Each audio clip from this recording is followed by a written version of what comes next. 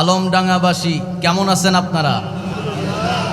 ইন্নাল হামদালিল্লাহিল আকরামিল্লাযী খালাকাল ইনসানা ওয়া কাররামা ওয়া 'আল্লামাহু মিনাল বায়ানি মা লাম ইয়া'লাম فسبحان الذي لا يحصى امتنانه باللسان ولا بالقلم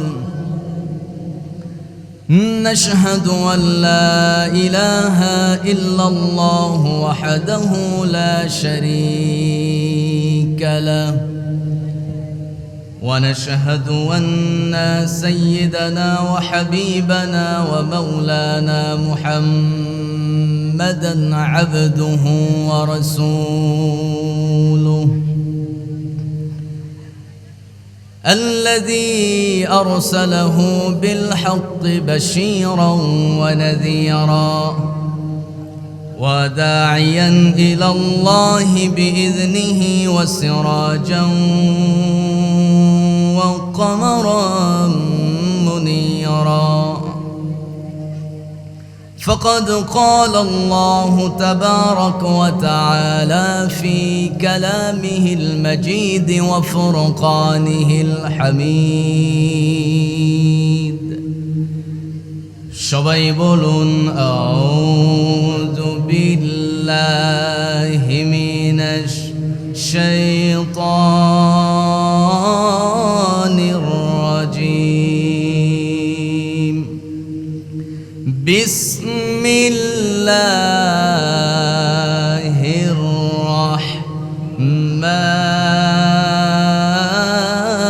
রাহমানির রাহিম قال ربنا ظلمنا أنفسنا وإن لم تغفر لنا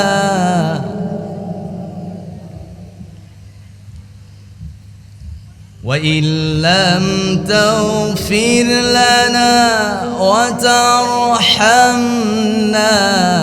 لنكونن من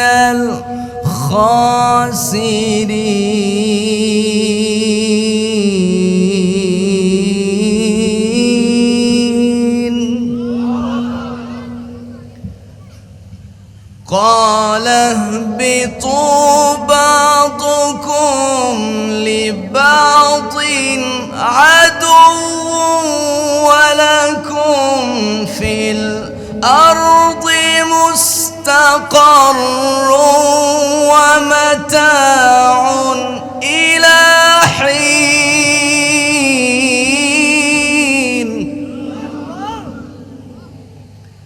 قال فيها تحيون وفيها تموتون ومنها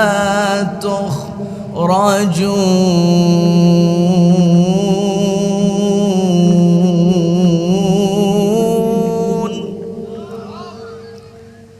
الله أكبر بسم الله الرحمن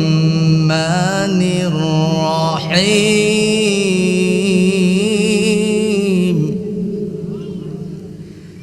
إن الله وملائكته يصلون على النبي يا أيها الذين آمنوا صلوا عليه وسلموا تسليما اللهم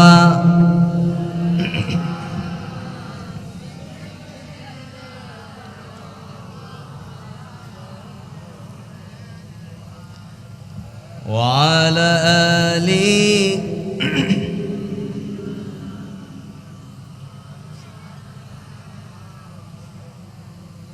নবীর প্রতি মুহাব্বত ভালোবাসা আলমডাঙ্গাবাসীর কলিজার ভিতরে কম না বেশি? সবাই তো আওয়াজ করলেন না। আমরা নবীকে ভালোবাসি কম না বেশি? তাহলে একটু নবীর প্রেমে মাতোয়ারা হয়ে জবান খুলে একটু উচ্চ আওয়াজে সবাই বলুন আল্লাহুম্মা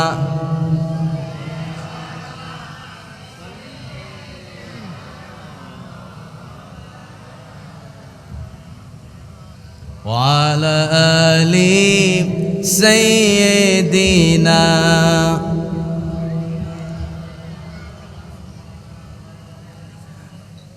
অমায়িক ব্যবহার যার মুখে আছে, পৃথিবী ঋণী হয় ঠিক তার কাছে।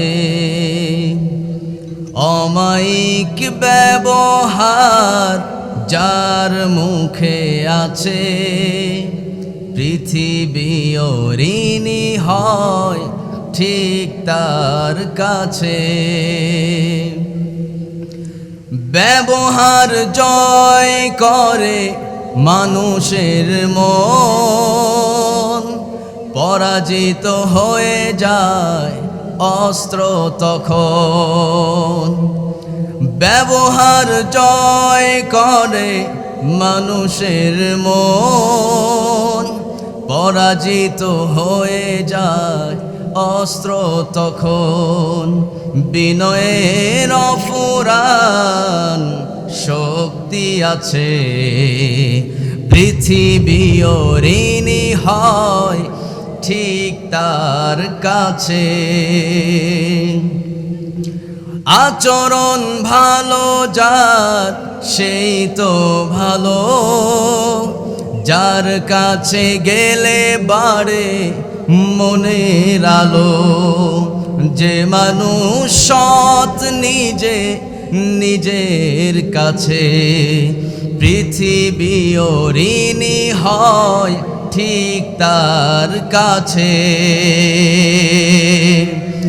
অমায়িক ব্যবহার যার মুখে আছে, পৃথিবী ঋণী হয় ঠিক তার কাছে। আমার বন্ধুগণ, কোরআন হলো এমন একটা কিতাব, এই কিতাব মানুষদেরকে পথ দেখাবে। যেন তেন পথ এই কোরআন মানুষকে দেখাবে না। মূলত যেই পথ মানুষকে জান্নাতে নেয়, ওই পথ এই কোরআন মানুষকে দেখায় দেয়। আল্লাহ রাব্বুল আলামিন কোরআনুল কারীমের ভিতরে স্পষ্টভাবে দুনিয়ার তামাম মানুষকে জানাচ্ছেন, বান্দা আমি কোরআনটা কেন নাজিল করলাম, কি উদ্দেশ্য নিয়ে এই কোরআন তোমাদের রব তোমাদের জন্য পাঠিয়েছে, শুনে রাখো। আলিফ লাম রা কিতাবুন আনজালনাহু ইলাইকা লিতুখরিজান নাসা মিনাজ যুলুমাতি ইলান নূর। জোরে বলুন আল্লাহু আকবার। ও দুনিয়ার মানুষ, এই কোরআন মূলত নাজিল করা হয়েছে অন্ধকারে নিমজ্জিত মানুষগুলোকে যেন, হে রাসূল আপনি কোরআন দিয়ে যেন আলোর রাস্তা দেখায় দিতে পারেন। এই কোরআনের আলো দিয়ে আপনি মানুষদেরকে আলোকিত করে জান্নাতি যেন আপনি পাঠায় দিতে পারেন। এই জন্যই মূলত এই কিতাব আমি আপনার উপরে নাজিল করেছি। আলমডাঙ্গাবাসী, বিটিম এই মাঠ, বিটিম না এই মাঠ অন্য দিনে অন্ধকার থাকে পুরোটা মাঠ, প্রচন্ড ঘন কালো আধার রাত, অন্ধকারে ছেয়ে যায় রাত্রবেলা। কিন্তু আজকের এই মাহফিল উপলক্ষে এত সুন্দর প্যান্ডেল সাজানো হয়েছে। এই যে লাইট আমরা দেখতে পেতেছি, এই লাইট দেওয়ার কারণে অন্ধকার দূর হয়ে গেছে, আলোকিত হয়ে গেছে এই বিটিম মাঠ। ঠিক তেমনি করে যেখানে অন্ধকার, ওই জায়গায় যদি এই কোরআনটাকে যদি বসানো হয়, কোরআনের আলোচনা হয়ে যায়, আল্লাহ বলেন ওই জায়গাটা সমস্ত অন্ধকার দূর করে দিয়া কোরআন আলো জ্বালিয়ে দেয়। আরেকটু আসতে বলি সুবহানাল্লাহ। মাদ্রাসা মসজিদ পরিচালনা হবে কিভাবে? কোরআনে আছে। হজ করবেন কেমনে? তাও আছে। যাকাত দিবেন কেমনে? তাও আছে। রোজা রাখবেন কেমনে? সেটাও আছে। শুধু নাই, রাষ্ট্র কেমনে পরিচালনা করবেন আছে। আমার বন্ধুগণ, মহান রব্বুল আলামিন বলেন এই কোরআনের ভিতরে সমস্ত কিছু আমি আল্লাহ রাব্বুল আলামিন পরিষ্কারভাবে দলিল ভিত্তিক তুলে দিয়েছে। আল্লাহ বলেন ওয়ানাজ্জালনা আলাইকাল কিতাবা তিবয়ানাল লিকুল্লি শাইইন ওয়া হুদান ওয়া রাহমাতান ওয়া বুশরা লিল মুসলিমিন। ও দুনিয়ার মানুষ, ওয়ানাজ্জালনা আলাইকাল কিতাব, এই কিতাব আমি হে নবী আপনার উপরে নাজিল করেছি। আপনি জেনে রাখেন পৃথিবীতে এমন কোনো বিষয় নাই যেটা আমি কোরআনে তুলে ধরি নাই। পৃথিবীতে এমন কিছু জিনিস এখনো তৈরি হয় নাই, আসেই নাই, সেইটাও কোরআনে আছে। পৃথিবীতে যা কিছু আছে তাও কোরআনে আছে। এই কোরআন বিজ্ঞান ভিত্তিক একটা কিতাব, যেখানে বিজ্ঞানের দৌড় শেষ হয়ে যাবে সেখান থেকে কোরআনের দৌড় শুরু হয়ে যাবে। এই কোরআন মানুষকে জন্ম থেকে নিয়ে মৃত্যু পর্যন্ত কোথায় কি করতে হবে সব জানিয়ে দিয়েছে। সুবহানাল্লাহ। আমার বন্ধুগণ, এই কিতাব আল্লাহর কালাম, এই কোরআন কেমনে পড়তে হয় তাও কোরআন জানিয়েছে। যারা পারেন বলুন ইয়া আইয়ুহাল মুযাম্মিলু কুমিল লাইলা ইল্লা ক্বালিলা নিসফাহু আও ইনকুস মিনহু ক্বালিলা আও জিদ আলাইহি ওয়া রাত্তিলিল কুরআনা তারতিলা। জোরে বলুন আল্লাহু আকবার। মূল কথা হলো রাত্তিলিল কুরআনা তারতিলা, ধীরে ধীরে থেমে থেমে অত্যন্ত মনোযোগ দিয়ে কোরআনটা শুনতে হবে। যেখানে কোরআনের আলোচনা হয় ওই জায়গায় যারা কোরআন শুনবে তাদের আদবটা কি হবে আল্লাহ তাও বলে দিয়েছেন। ওয়া ইযা কুরিআল কুরআনু ফাসতামিউ লাহু ওয়া আনসিতু লাআল্লাকুম তুরহামুন। জোরে বলুন আল্লাহু আকবার। মহান রব্বুল আলামিন বলেন যেখানে কোরআন থেকে আলোচনা হয়, যেই জায়গায় কোরআনের মজমা শুরু হয়ে যায় ওই জায়গায় হট্টগোল বাঁধানো তো দূরের কথা, সেই জায়গায় তোমরা মনোযোগ দিয়ে কোরআন শোনো।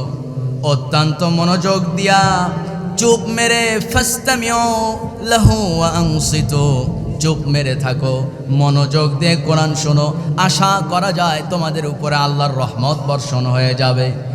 বিপরীতে আল্লাহ বলেন আর যদি তোমরা যেখানে কোরআনে আলোচনা হয় ওই জায়গায় যদি হট্টগোল বাঁধায় ফেলো, ওই জায়গায় যদি মনোযোগ নষ্ট করে ফেলো, ওই জায়গায় যদি পরস্পরে আলাপচারিতায় ব্যস্ত হয়ে পড়ো, জেনে রাখো বান্দা রহমতের পরিবর্তে আল্লাহর অভিশাপ তোমাকে ধ্বংস করে দিবে।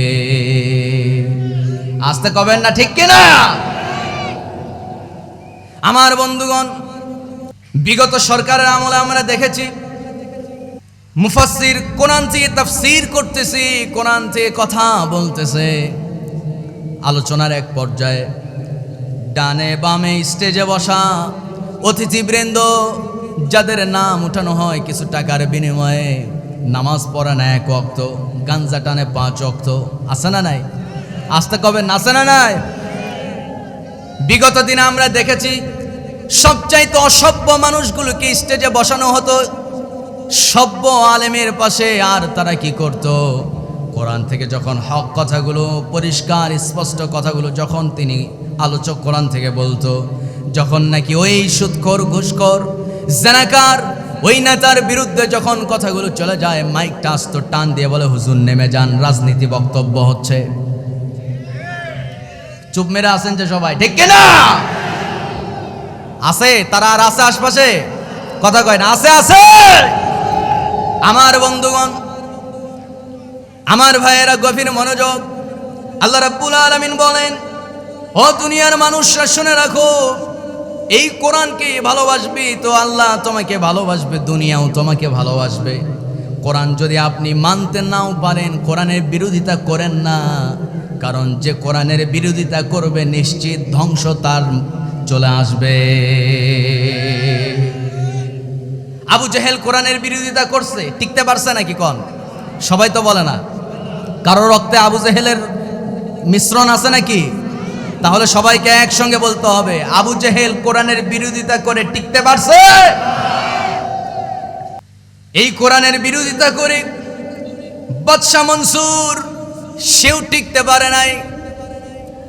ইমাম আবু হানিফা রহমাতুল্লাহ আলাই, তাকে জেলখানায় মৃত্যুবরণ করতে হয়েছে, কিন্তু তাকে যে মারছে সে কি শান্তি মতো মরতে পারছে নাকি? শান্তি মতো মরতে পারে নাই। সুতরাং বিগত দিনেও আমরা দেখছি নব্য ফেরাউন, লেডি ফেরাউন কোরআনের বিরোধিতা করার কারণে সেও তার জন্মভূমিতে টিকতে পারে নাই। ঠিক কিনা? আমার বন্ধুগণ, কথা খুব ক্লিয়ার। আল্লাহ রাব্বুল আলামিন বলেন, এই কিতাব কারা স্পর্শ করবে? এই কিতাব স্পর্শ করার জন্য কিছু আদব আছে। আল্লাহ তাআলা সূরা ওয়াকিয়ার মধ্যে বলেন, যারা পারেন একটু ঠোঁট মিলিয়ে মিলিয়ে পড়ুন। আল্লাহ রাব্বুল আলামিন বলছেন, ইন্নাহু লাকুরআনুন কারীম ফি কিতাবিম মাকনুন লা ইয়ামাসসুহু ইল্লাল মুতাহহারুন তানজিলুম মির রাব্বিল আলামিন। জোরে বলুন আল্লাহু আকবার। মহান রব্বুল আলামিন বলেন, লা ইয়ামাসসুহু ইল্লাল মুতাহহারুন, এই কিতাব পবিত্রতা অর্জন না করে এই কিতাব স্পর্শ করা যাবে না। এই হুকুম দিয়েছেন কেবলমাত্র তিনি, তানজিলুম মির রাব্বিল আলামিন, যিনি জগৎ সমূহের মহাপালন কর্তা, ক্ষমতাধর রব, মহান রব্বুল আলামিন। জোরে কোন সুবহানাল্লাহ। এই কোরআন স্পর্শ করতে হবে পবিত্রতা অর্জন করে। হুকুমটা কার? সবাই কয় না, হুকুম কার? প্রত্যেকটা দিন গাঞ্জা খায়, মদের বোতল নিয়ে পড়ে থাকে, নিজের ঘরে বউ রেখে পার্টি অফিসে গিয়ে মহিলা নেত্রীর সঙ্গে ডলাডলি করে। ওই নেতা বছরেও কোরআন পড়ে না, সে আবার কোরআন থেকে দলিল দিয়ে বক্তব্য দেয়। সমাজে এরকম আছে না নয়? আমার বন্ধুগণ, মমতাজ যে জীবনে ফরজ গোসল কারে কয় জানে না, ফরজ গোসল পর্যন্ত দেয় নাই, সে নাকি সিয়াসেত তার 6টা হাদিস তার মুখস্থ। কতই না ডিক্লার শুনলাম, শেষ পর্যন্ত গাট্টি বোঝা সব বাইন্দা দেশ ছেড়ে পালাতে বাধ্য হয়েছে। জেনজির সামনে কোনো প্রতারণা, ধোঁকাবাজি আর কার্যকর হবে না মুসলমান। ঠিক কিনা? মহান রব্বুল আলামিন কোরআনুল কারীমের ভিতরে খুবই ক্লিয়ার ভাবে 10 জন নবীর 11টা দোয়া কোট করে দিয়েছেন, যেন দুনিয়ার মানুষ কোরআনটা পড়ে নিজের জীবনটাকে জান্নাতি রঙে যেন রাঙাতে পারে, কোরআনের আলোয় যেন আলোকিত করতে পারে। কয়টা দোয়া বলেন? 11টা। কয়টা দোয়া? নবী কয়জন? তবে আরেকটা মেসেজ দিয়ে রাখি, 10 জন নবীর মধ্য থেকে 9 জন নবীর একটা করে দোয়া আল্লাহ উল্লেখ করেছেন, আর আমার নবীর শ্রেষ্ঠ 2টা দোয়া আল্লাহ কোরআনে কোট করে দিয়েছেন। সুবহানাল্লাহ। জোরে বলি সুবহানাল্লাহ। মনোযোগ আছে সবার? মূল আলোচনায় ঢুকতেছি। আল্লাহ রাব্বুল আলামিন বলেন, প্রথম মানুষ, প্রথম নবী, প্রথম আম্বিয়া আলাইহিস সালাতু ওয়াস সালাম, তার নাম হলো আদম। পয়গম্বর আদম আলাইহিস সালাতু ওয়াস সালাম, তিনি আল্লাহর কাছে দোয়া করেছিলেন। কোন মুহূর্তে দোয়া করেছেন প্রেক্ষাপট আল্লাহ তাআলা কোরআনে এনেছেন। আল্লাহ রাব্বুল আলামিন বলেন, সূরা বাকারা 2 নম্বর সূরা 35 নম্বর আয়াত, মহান আল্লাহ তাআলা বলছেন, ওয়াকুলনা ইয়া آدم اسكن أنت وزوجك الجنة وكلا منها رغدا حيث شئتما জোরে বলুন আল্লাহু আকবার।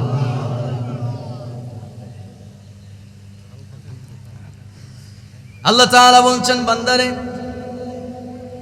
আদম এবং হাওয়া দুজনকে আমি আল্লাহ রাব্বুল আলামিন নির্দেশ দিলাম, যাও তোমরা জান্নাতে প্রবেশ করো। দুজন জান্নাতে প্রবেশ করো, তবে একটা কথা মাথায় রাখতে হবে, তোমাদের উপরে একটা মাত্র বিধান দিয়ে দিলাম, নিষিদ্ধ বৃক্ষের ফল তোমরা খেতে পারবে না। ওই বৃক্ষের ফল খাওয়া তো দূরের কথা, ওই বৃক্ষের কাছেও তোমরা যেতে পারবে না। হুকুমটা কার? আসতে কবেন না, হুকুম কার?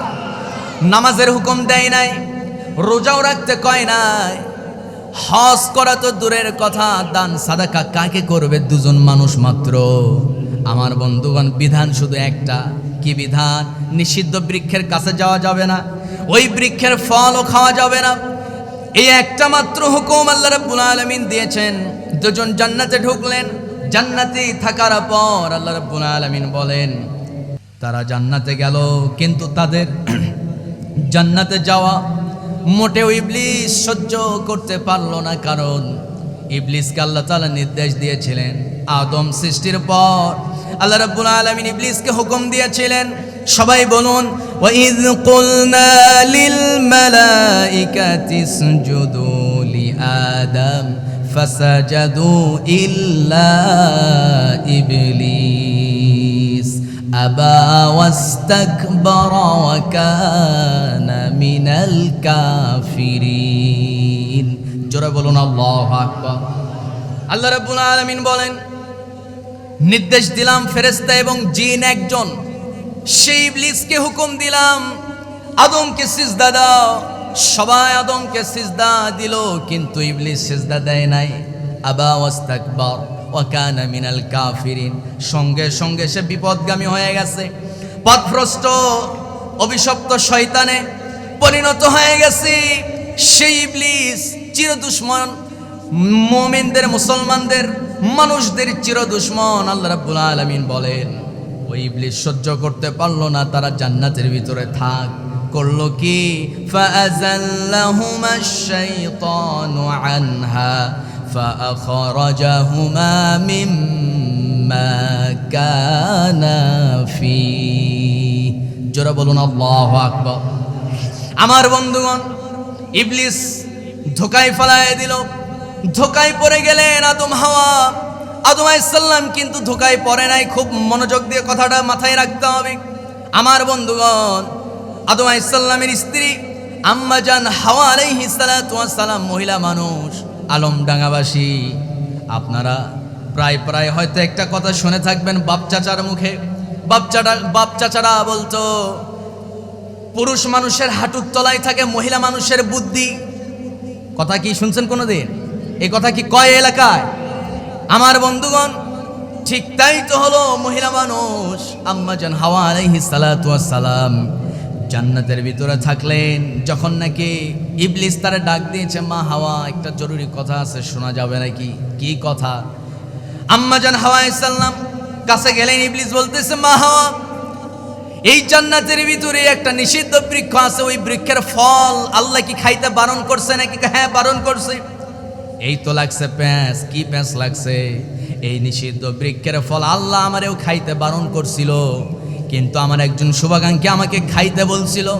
এইটা খাইলে নাকি জন্মেও জান্নাত থেকে বের হওয়ার কোনো কায়দা নাই, আল্লাহ চাইলেও জান্নাত থেকে বের করে দিতে পারবে না। সুতরাং আমি ওই কথা মানি নাই, কিন্তু একটা ভুল করছি, জান্নাত থেকে আমাকে বের করে দিয়েছে। সুতরাং তোমরা এই ভুল করো না, তোমরা ওই নিষিদ্ধ বৃক্ষের ফলটা খেয়ে নাও।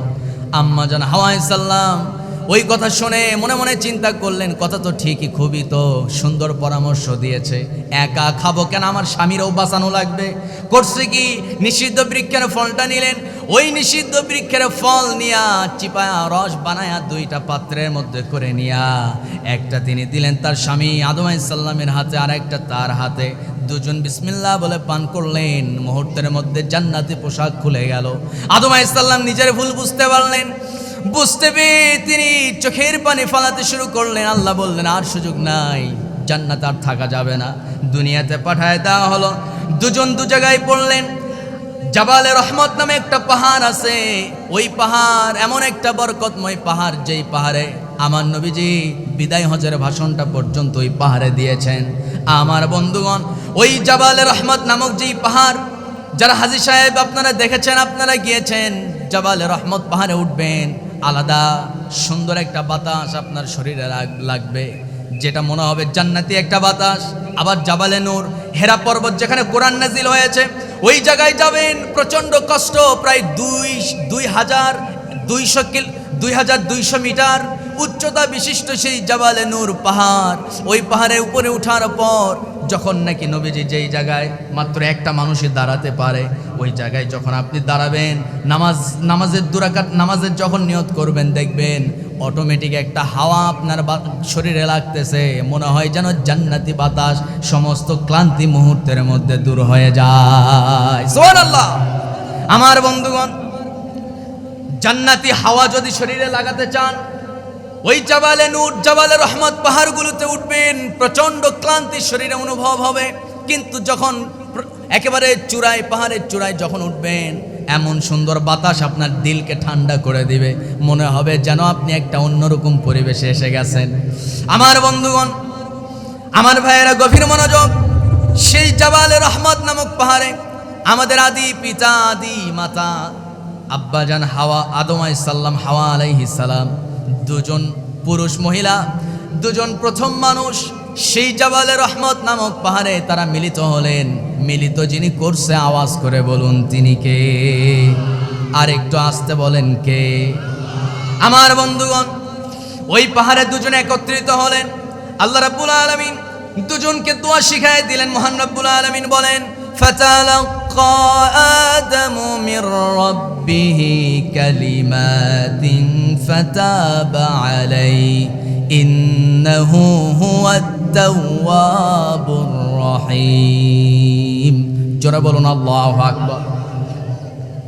আদম এবং হাওয়া দুজন প্রথম মানুষ, প্রথম ভুল করছে, মাফ চাইবে কেমনে জানে না। আল্লাহ দোয়া শিখায় দিলেন, এত সুন্দর দোয়া। সেই দোয়া আল্লাহ রাব্বুল আলামিন যখন শিখায় দিয়েছেন, দুজনে একসঙ্গে আল্লাহর কাছে চাইতে শুরু করছে। আল্লাহর শেখানো বাক্যে যখন তারা আল্লাহর কাছে চেয়ে ফেলছে, আল্লাহ মুহূর্তে তাদের গুনাহ মাফ করে দিয়েছে। আর একটু জোরে বলি সুবহানাল্লাহ। কি সেই দোয়া? আল্লাহ তাআলা 7 নম্বর সূরা আরাফের ভিতরে সুন্দর করে আল্লাহ কোট করে দিয়েছেন। যারা পারেন শ্রেষ্ঠ গুনাহ মাফের দোয়াটা আমরা সবাই পড়ে নেই, চিৎকার মেরে মেরে। আশা করা যায় একসঙ্গে পড়ার কারণে হয়তো আমাদের গুনাহ আল্লাহ এখানে মাফ করে দিতে পারেন। সবাই ঠোঁট মিলিয়ে মিলিয়ে পড়ুন, রব্বানা যালামনা আনফুসানা ওয়া ইল্লাম তাগফির লানা ওয়া তারহামনা লানাকুনান্না মিনাল খাসিরিন। জোরে কোন আল্লাহু আকবার। আল্লাহ দোয়া শিখায় দিলেন, হে আদম তুমি বলো, রব্বানা আতিনা ফিদ দুনিয়া, রব্বানা যালামনা আনফুসানা ওয়া ইল্লাম তাগফির লানা। আয় রব, আমি আমার নিজের নফসের উপরে জুলুম করেছি, আপনি যদি ক্ষমা না করেন, আপনি যদি আমার উপরে দয়া না করেন, ওয়া তারহামনা, যদি রহমত নাজিল না করেন, লানাকুনান্না মিনাল খাসিরিন, নিশ্চিত আমি আদম ধ্বংস হয়ে যাব। আল্লাহু আকবার। দোয়াটা শিখাইছে কে? আসতে বলবেন না, দোয়া শিখাইছে কে? এই দোয়া শুধু আদম এবং হাওয়া দুজন করার কারণে তাদের দুজনের গুনাহ আল্লাহ মাফ হয়ে গেছে। আর এই দোয়া আল্লাহ কোট করে দিয়েছেন যেন গোটা দুনিয়ার মানুষ এই দোয়া পড়ে জীবনের ভুলগুলো মাফ করে নেবার জন্য আল্লাহর কাছে যেন চাইতে পারে। সুবহানাল্লাহ পড়ে। দোয়াটা মুখস্থ আছে কার কার? হাতগুলো একটু উঁচু করে দেখান তো। আল্লাহু আকবার, আল্লাহু আকবার। আল্লাহ সবাইকে মাফ করে দেন, জোরে বলি আমিন। সম্মানিত ভাইরা, সম্মানিত বন্ধুগণ, 2 নাম্বার যেই নবীর দোয়া আল্লাহ কোরআনে উল্লেখ করেছেন তার নাম হলো হযরত সুলাইমান নবী। কি নবী বলেন? সবাই একসঙ্গে বললে তো এত আস্তে হওয়ার কথা নয়। বলেন কি নবী? সুলাইমান আলাইহিস সালাতু ওয়াস সালাম। আমার বন্ধুগণ, হযরত সুলাইমান আলাইহিস সালাতু ওয়াস সালাম তিনি আল্লাহর কাছে দোয়া করেছেন। সুলাইমান নবী তিনি তো সাধারণ কোনো নবী নয়, গোটা দুনিয়া রাজত্ব করেছেন, গোটা দুনিয়ার বাদশা তিনি ছিলেন। যেরকম সুবহানাল্লাহ, গোটা দুনিয়ার শাসক হযরতে সুলাইমান নবী ছিলেন। সুবহানাল্লাহ বলতে পারে না। আর আমার দেশে কিছু নামাজি হাজী সাহেব নেতারা বলে কোরআনে নাকি রাজনীতি নাই, কোরআনে নাকি রাজনীতি নাই, ধর্মের নাকি, ইসলাম ধর্মে নাকি কোনো রাজনীতি নাই। তাহলে সুলাইমান নবী আসলো কোথা থেকে বলে? সম্মানিত বন্ধুগণ, আমার ভাইয়েরা, সুলাইমান নবীকে আল্লাহ তাআলা গোটা পৃথিবীর বাদশাহী দিয়েছেন। শুধু তাই নয়, তিনি পশু পাখির ভাষা পর্যন্ত বুঝতেন। আর একটু আস্তে কোন সুবহানাল্লাহ। রাগ করতেছেন নাকি আপনারা? আলোচনা চালাবো, চলো। সম্মানিত ভাইয়েরা, সুলাইমান আলাইহিস সালাম তিনি একজন বিশেষ আল্লাহর পয়গম্বর ছিলেন, যিনি কিনা পিঁপড়ার ভাষা, সমুদ্রের গভীরে থাকা মাছের ভাষা, পোকামাকড় বিচ্ছুর ভাষা পর্যন্ত তিনি বুঝতে পারতেন। সুবহানাল্লাহ। আমার বন্ধুগণ, হযরত সুলাইমান আলাইহিস সালাম তিনি আল্লাহর কাছে একটা দোয়া করেছেন। সেই দোয়া আল্লাহ তাআলা কোরআনুল কারীমের ভিতরে উল্লেখ করেছেন, তুলে দিয়েছেন। আল্লাহ রাব্বুল আলামিন বলেন, হাত্তা ইযা আতাউ আলা ওয়াদিন নামলি ক্বালাত নামলাতুন ইয়া আইয়ুহান নামলু দুখুলু ফি মাসাকিনাকুম লা ইয়াহতিমান্নাকুম সুলাইমানা ওয়া জুনুদুহু ওয়া হুম লা ইয়াশউরুন। জোরে বলুন আল্লাহু আকবার। আমার বন্ধুগণ, সুলাইমান নবী তিনি তার দলবল নিয়া, তার প্রশাসন নিয়া, তার বহর বাহিনী নিয়া তিনি একটা অভিযানে বের হয়েছেন। সেই অভিযানে যখন তিনি রওনা করেছেন ঘোড়ার পিঠে করে, ঘোড়ার খুরের শব্দ, পিপিলিকার যিনি সেনা সদস্য, পিপিলিকার সেনাপতি যখন ঘোড়ার পায়ের খুরের আওয়াজ যখন নাকি তার কানে এসে গেছে, ওই পিপিলিকা তার দলবলকে, তার অন্যান্য সদস্যদেরকে ওয়ার্নিং দেওয়া শুরু করছে। খালের ভিতরে ঢুকে, গর্তের মধ্যে ঢুকে পিপিলিকা তার বাংকারের ভিতর ঢুইকা তার অন্যান্য সদস্যদেরকে বলতে শুরু করলো, শোনো হে আমার সদস্যবৃন্দ, এই পথ দিয়া আল্লাহর নবী দুনিয়ার বাদশাহ সুলাইমান আলাইহিস সালাতু ওয়াস সালাম আসতেছে। তিনি তার দলবল নিয়া ঘোড়ার পিঠে করে আসতেছে। আমরা ক্ষুদ্র একটা প্রাণী, আমাদের কি তারা চোখেও দেখতে পারবে না। তারা তাদের দলবল নিয়া আমাদের উপর দিয়ে চলে যাবে, আমরা পিষ্ট হয়ে মারা যাব, তারা বুঝতেও পারবে না। সুতরাং তোমরা সবাই গর্তের মধ্যে আশ্রয় নিয়ে নাও, বাংকারের ভিতরে ঢুকে পড়ো। আমার বন্ধুগণ, আর্মি, সামরিক বাহিনী তারা মূলত এই যে বাংকার করতে হয়, মাটির নিচে গর্ত খুঁড়ে যে বাংকার টানেল নির্মাণ করে, এই টানেল নির্মাণের তথ্য সূরার নাম কোরআনুল কারীমের 27 নম্বর সূরা, এই সূরা থেকে এই তথ্য আল্লাহ মানুষকে দিয়েছে। যেরকম সুবহানাল্লাহ, বাংকার করতে হবে মাটির নিচ দিয়া। হামাস বাহিনী কত হাজার হাজার কিলোমিটার জুড়ে তারা পিপিলিকার মতো মাটির নিচে টানেল নির্মাণ করেছে। পৃথিবীর সবচাইতে চৌকস বাহিনী আমার বন্ধুগণ, ইসরায়েলি বাহিনী, তারা কিন্তু সেই বাংকারের সব কিছু উদ্ধার করতে পারে নাই। 100 ভাগের হয়তো 1 ভাগ পারছে। সুবহানাল্লাহ বলবেন না? তাহলে এই মাটির নিচে যে টানেল নির্মাণ করতে হবে, বাংকার খুঁড়তে হবে, এই তথ্য কোরআনে দিয়েছে কে? সবাই চিৎকার মেরে বলুন, দিয়েছেন কে? সুলাইমান আলাইহিস সালাতু ওয়াস সালাম ঘোড়ার পিঠে ছিলেন, কিন্তু গর্তের মধ্যে ঘোষণাদাতা সেই পিপিলিকার সেনাপতির আওয়াজ আল্লাহ রাব্বুল আলামিন সুলাইমান নবীর কানে পৌঁছে দিয়েছেন। সুলাইমান আলাইহিস সালাতু ওয়াস সালাম সঙ্গে সঙ্গে তিনি তার দলবলকে থামিয়ে দিলেন। এবার তিনি তাদেরকে বললেন, তোমরা থামো, আমার রবের সঙ্গে কিছু কথা আছে। দোয়া করা শুরু করলেন। ফাতাবাসসামা দাহিকাম মিন কাওলিহা ওয়া ক্বালা রাব্বি আউজি'নি আন আশকুরা নি'মাতাকা আল্লাতী আন'আমতা আলাইয়া ওয়া আলা ওয়ালিদাইয়া وأن أعمل صالحا ترضاه وأدخلني برحمتك في عبادك الصالحين আরেকটু জোরে বলুন আল্লাহু আকবার। আল্লাহ রাব্বুল আলামিন বলছেন আমার পয়গম্বর সুলাইমান নবী মুহূর্তের মধ্যে আমার কাছে দোয়া করা শুরু করলেন। তিনি বলতে লাগলেন ওয়াকালা, তিনি বললেন রব্বি আউজি'নি আন আশকুরা নি'মাতাকাল্লাতী আন'আমতা আলাইয়া ওয়া আলা ওয়ালিদাই আউজি'নি আন আশকুরা নি'মাতাকাল্লাতী। আয় রব, আপনি আমাকে এত বিশেষ একটা নিয়ামত আপনি আমাকে দান করেছেন। এখান থেকে 100 হাত দূরে পিপিলিকা গর্তের মধ্যে কি ঘোষণা দিয়েছে, ওই ঘোষণা আপনি আমার কানে পৌঁছায় দিয়েছেন। আরেকটু জোরে বলি সুবহানাল্লাহ। আয় রব, শুধুমাত্র ওই পিপিলিকা কেন, এই যে আপনি সমস্ত প্রাণীর ভাষা আমাকে শিক্ষা দিয়েছেন, বুঝার শোনার ক্ষমতা আপনি আমাকে দান করেছেন, এটা বিরাট একটা নিয়ামত। নিয়ামাতাকাল্লাতী আন'আমতা আলাই, আপনি যেহেতু আমাকে নবী বানিয়েছেন, আবার সমস্ত প্রাণীর ভাষা শিক্ষা দিয়েছেন, সেই প্রাণীদের কথা শোনার মতো শ্রবণ শক্তি, তীক্ষ্ণ শ্রবণ শক্তি দিয়েছেন রব্বুল আলামিন। এত বড় নিয়ামত যেহেতু দিয়েছেন, ওই নিয়ামতের শুকরিয়া আদায় করার তৌফিকটাও আমি সুলাইমান আমারে দান করে দিও। আরেকটু জোরে কোন সুবহানাল্লাহ। কোন দিন আপনি দোয়া করছেন, আল্লাহ তুমি আমার 10 বিঘা জমি দান করছো, 3টা পোলা দিছো, 2টা মাইয়া দিছো, এরপরে গাড়ি দিছো, বাড়ি দিছো। আয় রব, এত নিয়ামতের মধ্যে ডুবায় রাখছো সুস্থ সুঠাম দেহ।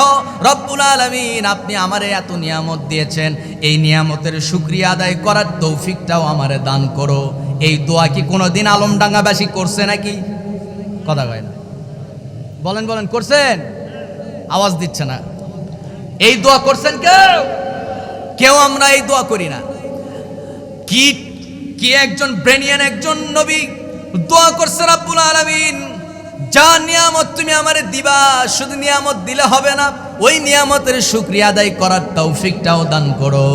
লা ইন শাকারতুম লাযীদান্নাকুম ওয়া লা ইন কাফারতুম ইন্না আযাবী লাশাদীদ। ভয়ঙ্কর কথা, খুবই ভয়ঙ্কর কথা। আল্লাহ রাব্বুল আলামিন বলেন, আমি নিয়ামত দিয়েছি বান্দা, নিয়ামতের শুকরিয়া আদায় করো।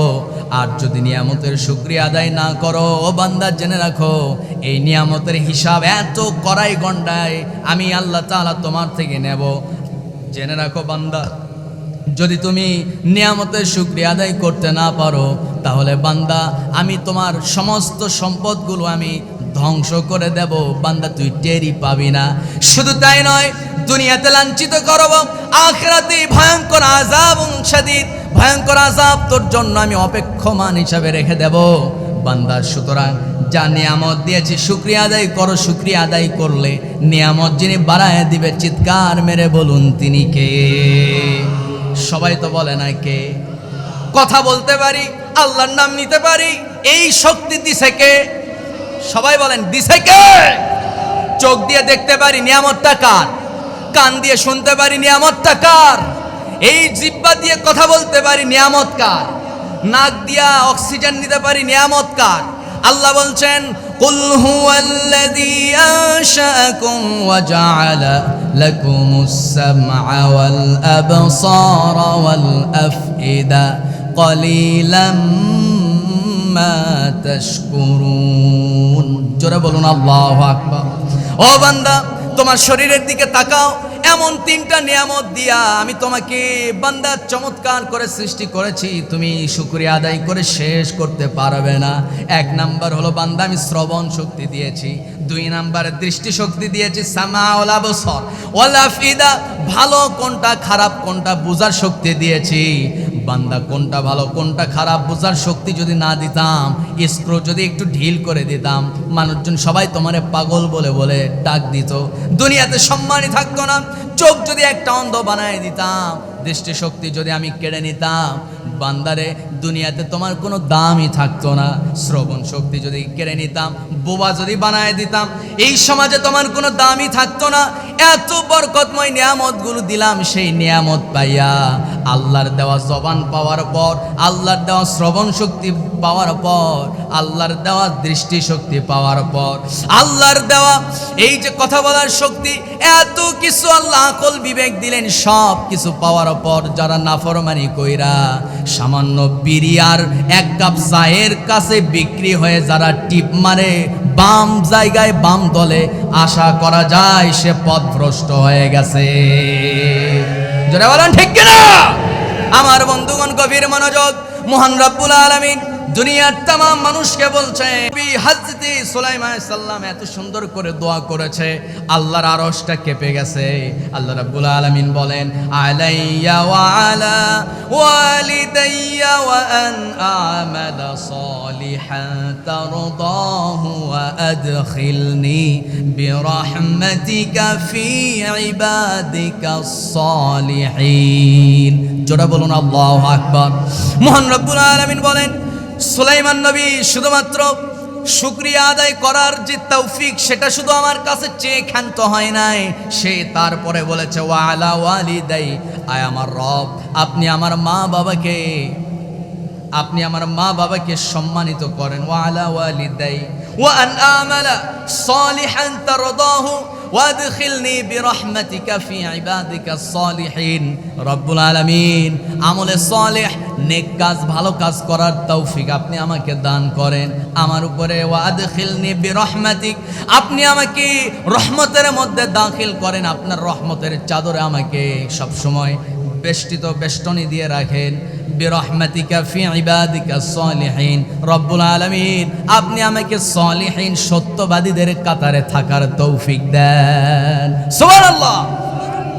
একজন নবী আল্লাহর কাছে দোয়া করতেছে, আল্লাহ আপনি আমাকে এক নম্বরে যা নিয়ামত দিয়েছেন, ওই নিয়ামতের শুকরিয়া আদায় করার তৌফিকটাও দেন।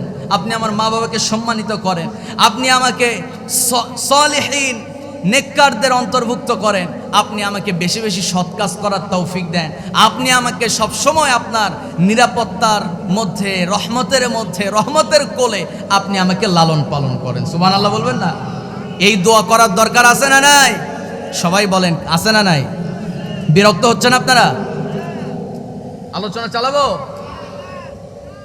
অসুবিধা তো নাই? সম্মানিত ভাইয়েরা, তাহলে নবী, কয়জন নবীর কথা বললাম?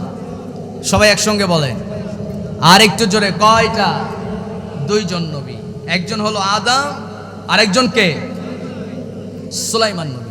3 নম্বরে আমরা শুনব আল্লাহর আরেকজন পয়গম্বর, তার নাম হলো নূহ আলাইহিস সালাম। কি নবী? নূহ নবী। আমার বন্ধুগণ, আল্লাহর আরেকজন পয়গম্বর হযরতে নূহ আলাইহিস সালাতু ওয়াস সালাম, তিনি আল্লাহর কাছে দোয়া করেছিলেন, খুব চমৎকার দোয়া। এখান থেকে আমাদের শিক্ষণীয় একটা বিরাট একটা শিক্ষণীয় ব্যাপার আছে।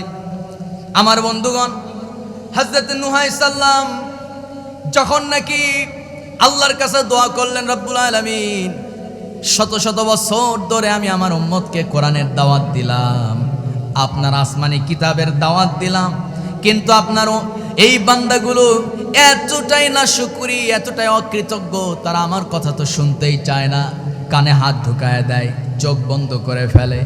রব্বুল আলামিন আপনি এদেরকে ধ্বংস করে দেন। আল্লাহ দোয়া কবুল করে নিলেন।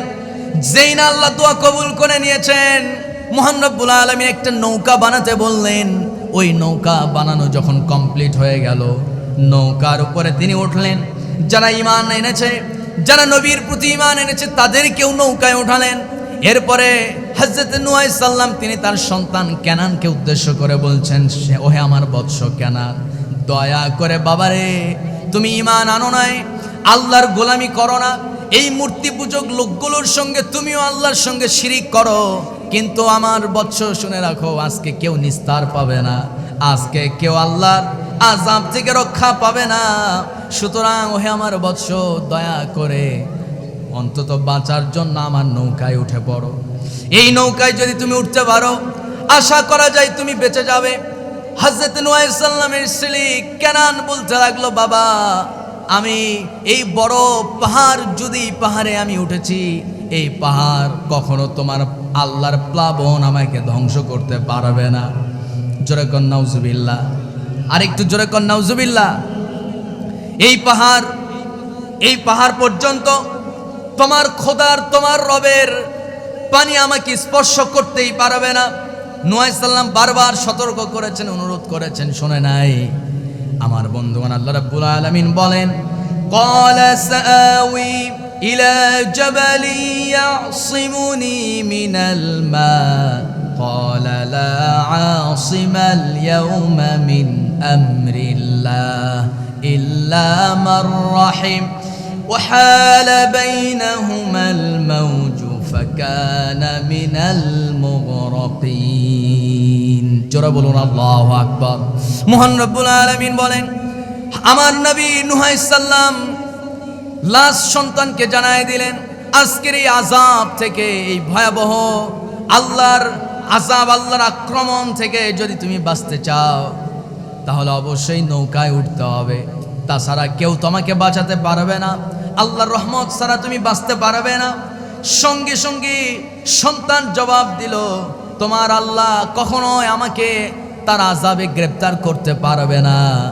আমার বন্ধুর এক পর্যায়ে দেখা গেল উত্তাল একটা তরঙ্গ এসে, বিশাল একটা মহাপ্লাবন, বিরাট একটা উঁচু ঢেউ এসে বাপ আর সন্তানকে আলাদা করে দিল। আল্লাহু আকবার। কথা চলতেছে বাপ আর ছেলের মধ্যে। হঠাৎ করে উত্তাল তরঙ্গে এসে ছেলেকে বাবার চোখের সামনে থেকে আড়াল করে ফেললো। নূহ আলাইহিস সালামের কলিজা কেঁপে উঠল। সন্তানের প্রতি বাবার কি না টান, যারা সন্তানের পিতা হয়েছেন তারাই কেবলমাত্র উপলব্ধি করতে পারবেন। সন্তান হাজারো ভুল করুক না কেন, গাজীপুরে কয়েকদিন আগে দেখলাম একটা ছেলেকে 100 বেত্রাঘাত করা হবে, মাকে পিটিয়েছে। এলাকার লোকজন সবাই তাকে গ্রেফতার করলো, রশি দিয়ে বেঁধে ফেললো। আমার বন্ধুগণ, বিচার সালিশ ডাকা হলো, বিচারক রায় দিয়ে দিলেন 100 বেত্রাঘাত করতে হবে। আমি স্পষ্ট ভিডিওতে দেখলাম সেই ছেলেটা হাত আগায় দেয়, একবার ডান হাত আর একবার বাম হাত আগায় দেয়। চকিদার, গ্রাম পুলিশ এলাকায় আসে না নাই বলেন? আসতে কবে না, আসে না নাই?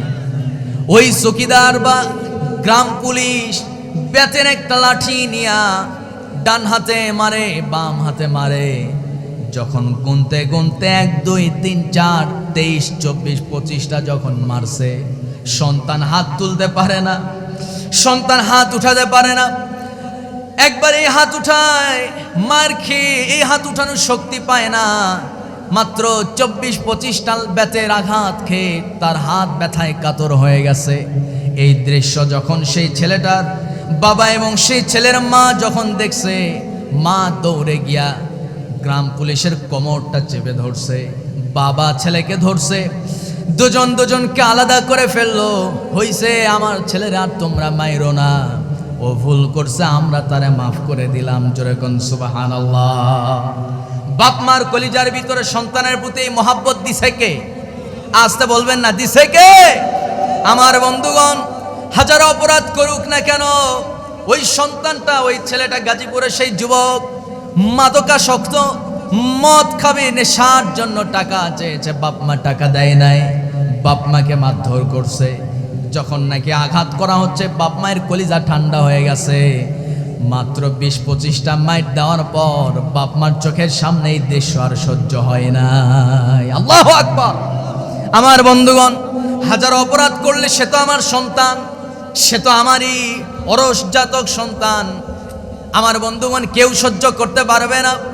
এক পর্যায়ে দেখা গেল হযরত নূহ আলাইহিস সালাম তিনিও সহ্য করতে পারলেন না। হায় হায়, এই উত্তাল তরঙ্গের মাঝে আমার সন্তানটা হারিয়ে গেল, সে মনে হয় মারা যাবে।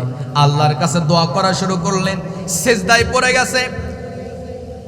নূহ আলাইহিস সালাম সিজদায় পড়ে এবার আল্লাহর কাছে দোয়া করা শুরু করলেন।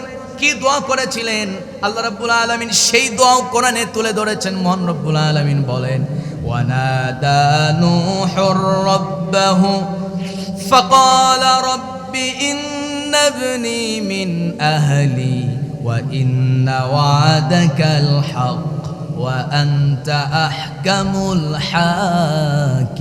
হাকিমিন। জোরে বলুন আল্লাহু আকবার। নূহ আলাইহিস সালাম আল্লাহর কাছে দোয়া করছেন, আয় আমার রব, ইন্না ইবনি মিন আহলিক, আমার ছেলে সে তো আমারই রক্তের, সে তো আমারই পরিবারের অংশ। রব্বুল আলামিন দয়া করে, ওয়া ইন্না ওয়াদাকাল হক ওয়া আনতা আহকামুল হাকিমিন, তুমি তো মহান শাসক, মহান পালনকর্তা, তুমি তো মহান শক্তিধর রব। রব্বুল আলামিন সে যেহেতু আমারই পরিবারভুক্ত, আমারই পরিবারের সদস্য, সুতরাং আপনি তাকে মাফ করে দেন, আমার ছেলেকে আমার কাছে ফিরায় দেন।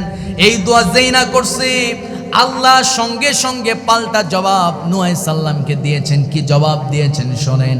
মহান রব্বুল আলামিন কোরআনুল কারীমের 11 নম্বর সূরা হুদ আয়াত নাম্বার 46 মহান রব্বুল আলামিন বলেন, ক্বালা ইয়া নূহু ইন্নাহু লাইসা মিন আহলিক ইন্নাহু আমালুন গায়রু সালিহ ফালা তাসআলনি মা লাইসা লাকা বিহি ইলম ইন্নী আ'ইযুকা আন তাকুনা মিনাল জাহিলিন। জোরে বলুন আল্লাহু আকবার। আমার বন্ধুগণ, আল্লাহ রাব্বুল আলামিন নূহ আলাইহিস সালামকে ওয়ার্নিং দিলেন, হে আমার পয়গম্বর নূহ, তুমি যদি না বুঝে, যেইটা বুঝো না, যে সম্পর্কে তোমার জ্ঞান নাই, ও নূহ তুমি জেনে রাখো আমার পয়গম্বর, ইন্নাহু লাইসা মিন আহলি ইন্নাহু আমালুন গায়রু সালিহ, তুমি বলতেছো সে আমার পরিবারভুক্ত, কিন্তু আমি আল্লাহ বলছি ইন্নাহু লাইসা মিন আহলিক, সে আপনার পরিবারভুক্ত নয়। কারণ হলো সে গোলামি করে, কেবলমাত্র পাথরের তৈরি করা সেই খোদার গোলামি করে, সুতরাং সে আমার সঙ্গে শিরিক করে। যারা শিরিক করে তারা কখনো ইমানদারের পরিবারভুক্ত, পরিবারের সদস্য হতে পারে না। তার তো ইমানই নাই, সে কেমনে ইমানদারের পরিবারভুক্ত হতে পারে? হে আমার নূহ পয়গম্বর, শুনে রাখো, ইন্নাহু আমালুন গায়রু সালিহ ফালা তাসআলনি মা লাইসা লাকা বিহি ইলম, তার আমল, তার কাজকর্ম রবের কাছে সন্তোষজনক হয় নাই। সুতরাং আপনি সাবধান থাকবেন, যেই বিষয়ে আপনার জ্ঞান নাই সেই বিষয়ে আল্লাহর কাছে আপনি দোয়া করবেন না। আপনি জাহেলদের মতো, আপনি ইন্নী আ'ইযুকা আন তাকুনা মিনাল জাহিলিন, নিজেকে আপনি অজ্ঞদের মতো জাহেল মূর্খ বানিয়ে ফেলেন না। আপনি যদি দ্বিতীয়বার আপনার সন্তানের জন্য আমার কাছে হাত উঠান, আপনার দোয়া তো কবুল হবেই না, বরং জেনে রাখেন আপনার নবীর লিস্ট থেকে আপনার নাম আমি আল্লাহ কেটে দিতে বাধ্য হব। নাউজুবিল্লাহ। আর একটু আস্তে কর, নাউজুবিল্লাহ। সম্মানিত বন্ধুগণ, তার মানে বুঝা গেল হযরত নূহ আলাইহিস সালাম তিনি যে আল্লাহর গোলামি করতেন, তিনি যে আল্লাহর আইন প্রতিষ্ঠার জন্য মানুষের দ্বারে দ্বারে গিয়েছেন, মানুষকে বুঝিয়েছেন। আমার বন্ধুগণ, নিজের ঘরের সন্তানটাই রবের আইন মানত না, রবের হুকুম মানত না, রবের হুকুম তো মানতই না, আবার মূর্তি পূজা করত। শেষ পর্যন্ত আল্লাহ জানাই দিলেন তার জন্য দোয়া করাও না জায়েজ। আল্লাহু আকবার বলবেন না? সম্মানিত ভাইয়েরা, তাহলে একটু চিন্তা করা দরকার, ইমান ভঙ্গ হয় কিভাবে? মুসলমান তার মুসলমানিত্ব, তার ইমানদারি নষ্ট হয়ে যায় কখন? সে তার ইমান হারিয়ে ফেলে কখন? যখন নাকি কোরআনের আয়াত অস্বীকার করে, কোরআনের বিধিবিধান অস্বীকার করে, তখন সে ইমান হারা হয়ে যায়, মুসলমানের খাতায় তার নাম থাকে না। ঠিক কিনা? এই কথাগুলো আমার দেশের কিছু মুসলমান তারা বুঝে না, বলতে বলতে বলেই ফেলে আমরা শরিয়া আইনে বিশ্বাসী নয়। নাউজুবিল্লাহ বলবেন না? এই কথা যদি বাংলাদেশের যেই দলই হোক, জামাত হোক, বিএনপি হোক, আওয়ামী লীগ হোক, চরমনাই হোক, সে যদি আমার বাবাও হয়, যদি বলে শরিয়া আইন মানি না, আমরা বলবো তোরেই আমরা মানি না। যারা বলেন ঠিক কিনা? আমরা মানি একজনকে, তিনি কে? আসতে কবেন না, তিনি কে? আল্লাহ ছাড়া কাউকে আমরা মানতে পারি? সম্মানিত ভাইরা, বেশি অন্ধ হওয়া ভালো নয়। একটু বিবেক খাটান, একটু বিবেককে কাজে লাগান, জাতির স্বার্থে কাজ করুন। শুধুমাত্র নিজের পেটের স্বার্থে কাজ করবেন তো দেশে জায়গা পাবেন না। আসতে কবেন না, ঠিক কিনা? পেটের স্বার্থে, নিজের দলের কর্মীর স্বার্থে, নিজের পেট পূর্ণ করার জন্য যদি আপনি রাজনীতি করেন, দেশে থাকতে পারবেন না। তার বাস্তব প্রমাণ গত বছর তরুণ যুবকরা দেখিয়ে দিয়েছে মুসলমান। সম্মানিত ভাইয়েরা, সুতরাং হযরত নূহ আলাইহিস সালামের জীবনী থেকে, এই দোয়া থেকে আমাদের শিক্ষা নেওয়া উচিত যে উল্টা পাল্টা আউল ফাউল দোয়া করলে ঈমান কিন্তু থাকবে না। ঈমান থাকবে? কথা কয় না। নবীকে যেহেতু আল্লাহ ওয়ার্নিং দিয়েছেন যে আপনি যদি দ্বিতীয়বার এই দোয়া যদি উচ্চারণ করেন, আপনার সন্তানের জন্য দ্বিতীয়বার যদি সুপারিশ করেন, আপনার নবুয়ত কেড়ে নেওয়া হবে, নবীর খাতা থেকে আপনার নাম কেটে দেওয়া হবে। নূহ আলাইহিস সালাম দ্বিতীয়বার আর দোয়া করেন নাই। দ্বিতীয়বার তিনি কি করেছেন দেখেন।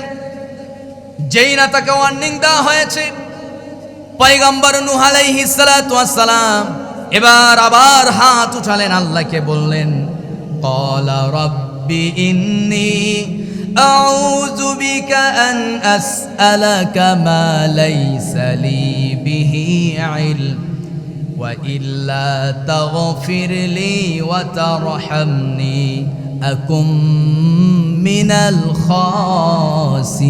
খাসিরিন। জোরে বলুন আল্লাহু আকবার। ও দুনিয়ার মানুষ, হযরত নূহ আলাইহিস সালাম সেদিন স্পষ্ট বাক্যে আল্লাহকে বলেছেন, ইন্নী আউযু বিকা আন আসআলাকা মা লাইসা লি বিহি ইলম। যেই সম্পর্কে, যেই জিনিসের ব্যাপারে রব্বুল আলামিন আমার জ্ঞান নাই, আমার বুঝ নাই, সেই বিষয়ে যেন আমি দ্বিতীয়বার কখনো যেন আপনার কাছে দোয়া না করি। আল্লাহর কাছে সাহায্য চাচ্ছে রব্বুল আলামিন। যেই বিষয়ে আমার জ্ঞান নাই, যেই বিষয়ে আপনার কাছে দোয়া করলে আপনি আমার উপরে রেগে যাবেন, সেই বিষয়ে যেন আমি আপনার কাছে আবদার না করি, এই থেকে আপনি আমাকে বাঁচায় দেন, না হলে তো আমি ওয়াতারহামনি আকুম মিনাল খাসিরিন, তাছাড়া আমি তো ধ্বংস হয়ে যাব। সুতরাং আপনি আমার উপরে ইল্লা তাগফিরলি ওয়া তারহামনি, দুইটা জিনিস দান করবেন। একটা হলো ইল্লা তাগফিরলি, আপনি আমাকে মাফ করে দেন, ওয়া তারহামনি, আপনি আমার উপরে রহমত বর্ষণ করেন, আকুম মিনাল খাসিরিন, আপনার কাছে করজোড়ে মিনতি, আপনি আমাকে ধ্বংসশীলদের কাতারে দাঁড় করায়েন না। সুবহানাল্লাহ। আমার বন্ধুগণ, হযরতে দাউদ আলাইহিস সালাতু ওয়াস সালাম 4 নাম্বার নবী। কয় নাম্বার? সবাই কি ক্লান্ত হয়ে গেছেন নাকি? কয় নাম্বার নবী? 4 নাম্বার নবী হযরতে দাউদ আলাইহিস সালাতু ওয়াস সালাম, তিনি আল্লাহর কাছে দোয়া করেছেন, ওয়ালাম্মা বারাসু লিজালুত ওয়া জুনুদিহি ক্বালু রব্বানা আফরিগ আলাইনা সাবরান ওয়া সাব্বিত আকদামানা ওয়ানসুরনা আলাল কওমিল কাফিরিন। জোরে বলুন আল্লাহু আকবার। হযরত দাউদ আলাইহিস সালাতু ওয়াস সালাম তিনি তার সেনা সদস্যদেরকে নিয়ে খোদাদ্রোহী জালুতদের বিরুদ্ধে যখন তিনি যুদ্ধে বের হয়ে গেলেন, অভিযানে যখন বের হয়ে গেলেন, তিনি আল্লাহর কাছে শুধুমাত্র হাত তুলে কয়েকটা কথা বললেন। তার মধ্যে একটা কথা হলো, রব্বানা গফির আলাইনা সাবরান ওয়া সাব্বিত আকদামানা ওয়ানসুরনা আলাল কওমিল কাফিরিন। রব্বুল আলামিন, আপনি আমাকে সবর দান করেন। রব্বানা আফরিগ আলাইনা সাবরা, আপনি আমাকে ধৈর্যশীল হিসাবে কবুল করে নেন, আপনি আমাকে ধৈর্যশীল বানান। 2 নম্বরে সাব্বিত আকদামানা, আপনি আপনার পথে আমাকে অবিচল রাখেন। কার পথে? সবাই বলে না কার? আল্লাহ, আপনি আপনার পথে আমাকে অবিচল রাখেন। 3 নম্বরে তিনি যে কথা বলেছেন, ওয়ানসুরনা আলাল কওমিল কাফিরিন, কাফেরদের উপরে আপনি আমাকে বিজয় দান করেন। সুবহানাল্লাহ। দোয়াটা খারাপ না ভালো? শুধু ভালো না, অনেক ভালো। তিনটা কথা, খুব দারুণ কথা। অংসুরনা, আপনি আমাকে সবর, সবর, আপনি আমাকে ধৈর্যশীল হিসাবে কবুল করেন। 2 নম্বরে বলেছেন, আল্লাহ আপনি আমাকে সাব্বিত আকদামানা, আপনি আমাকে সাব্বিত রাখেন, ইস্তেকামত রাখেন। কার পথে? আপনার পথে। আমরা অবিচল থাকতে চাই, হাজারো মামলা হামলা জেল জুলুম ফাঁসির রশি উপেক্ষা করে আল্লাহর পথে অবিচল থাকতে চাই কারা কারা? 2টা হাত আমি তাদের দেখতে চাই।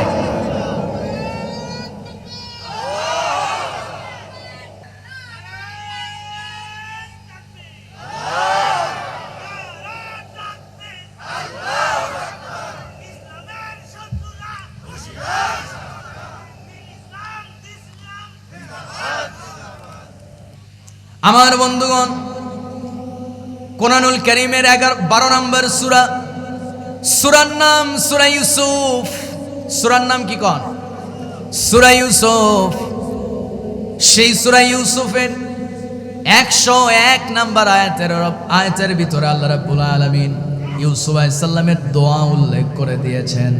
মহান রব্বুল আলামিন বলেন, রব্বি কদ আতাইতানি মিনাল মুলকি ওয়া আল্লামতানি মিন তা'ওয়িলিল আহাদিস ফাতিরাস সামাওয়াতি ওয়াল আরদ আনতা ওয়ালি ফিদ দুনিয়া ওয়াল আখিরাহ তাওয়াফফানি মুসলিমান وألحقني بالصالحين।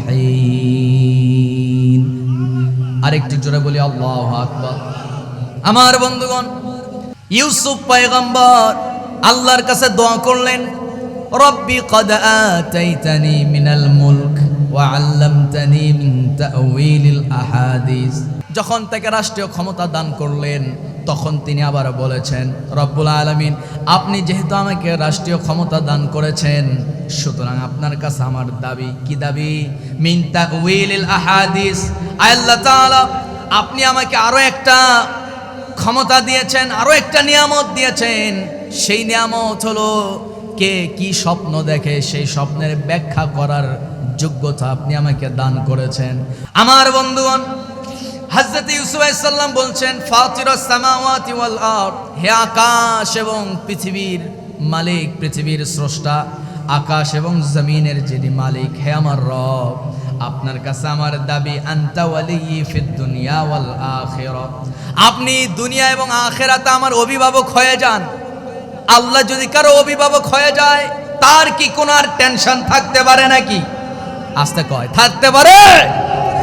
আমার বন্ধুগণ, আল্লাহর কোরআনের আইন দিয়া যারা রাষ্ট্র পরিচালনার স্বপ্ন দেখে, আল্লাহ রাব্বুল আলামিন বলেন, আনতা ওয়ালি ফিদ দুনিয়া ওয়াল আখিরাত, দোয়া করা লাগবে না, তাদের দুনিয়া আখিরাতের সমস্ত দায়িত্ব আমি আল্লাহ নিজেই নিয়ে নেব। সুবহানাল্লাহ। একটু আস্তে কর, জোরে কর সুবহানাল্লাহ। আমার বন্ধুগণ, এই দায়িত্ব নিবে কে? আস্তে কবেন না, দায়িত্ব নিবে কে? হযরত আমির হামজা রাদিয়াল্লাহু তাআলা আনহু, নবীর চাচা, দিন কায়েমের জন্য, ইসলামী রাষ্ট্র প্রতিষ্ঠার জন্য যখন তিনি জিহাদে ঝাঁপিয়ে পড়লেন, কাফির সম্প্রদায় তারা করলো কি? আমির হামজার বুকটা চিরে ফেললো। বুক চিরে ওই বুকে